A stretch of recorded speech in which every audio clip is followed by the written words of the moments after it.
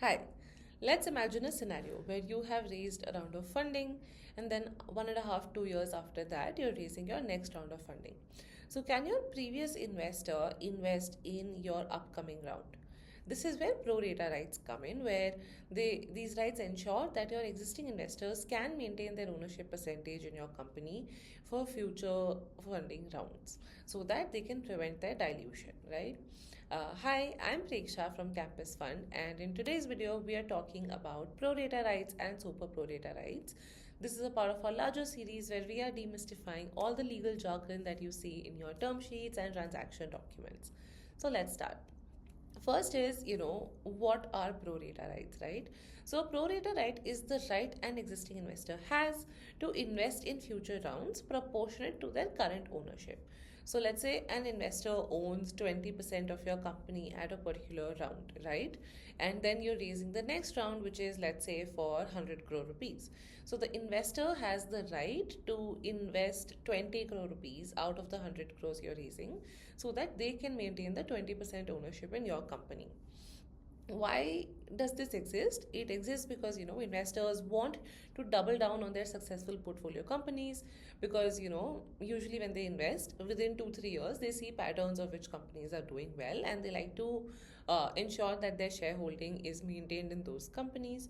It's also to avoid dilution in investments that are performing well, and it's also done a lot of times to maintain your percentage so that you also have board influence and general ownership influence in the company. Apart from pro rata rights, there's also this thing called super pro rata rights, which is when some lead investors, what they do is that they negotiate the right to invest more than their pro rata share, often up to two times their proportionate amount, right? And but this is something that's usually reserved for anchor investors, not for each and every investor. So yeah, um, generally the standard terms also for this is that, of course, one is that it's reserved for anchor investors.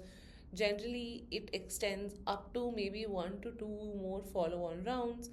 It might require a minimum check size that you guys negotiate upon, and sometimes it's also restricted if the investor doesn't maintain a certain ownership threshold that they should have. So when it comes to pro rata rights and super pro rata rights, there are a few things that the founders should know, right? First is that this is a very standard term. All investors have these terms, so it's nothing to get worried about as such. Second is that while it is standard, it can, if not taken care of, limit how much new capital that you can bring in. So you should always plan your round appropriately, accounting for whether or not your existing investors will participate, how much that would be, how much room would be left for another investor to come in, right? And you should also consider reserving a portion of the round for new strategic investors completely, right? Because otherwise, when new investors come in, at different rounds, they bring in different expertise for those particular rounds. So you should always reserve enough and sufficient room in that round for them, so that they can also bring the strategic value that you need at that stage. That said, a few best practices that you can keep in mind when you look at any pro rata clause. Um, First is that you should ideally grant it only to significant investors, maybe who have more than, let's say, 5% ownership of the company. Second is you should always, in these kind of things, set a reasonable participation cap as well for the investors. And third, and actually this is the most important one, you should clarify which rounds and how many rounds will this pro rata right exist for, right?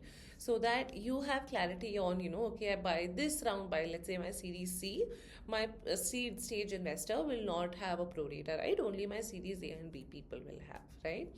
So yeah, ultimately pro rata right is a very standard and set clause. It also lets good investors stay invested in your growth.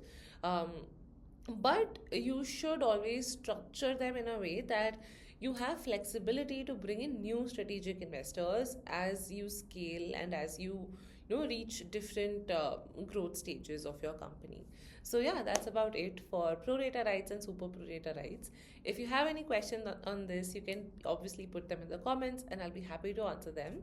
And yeah, stay tuned, because next week we'll have another topic in this series of demystifying the legal jargon that you will find in all the legal documents that you see. Thank you so much for watching, and see you soon.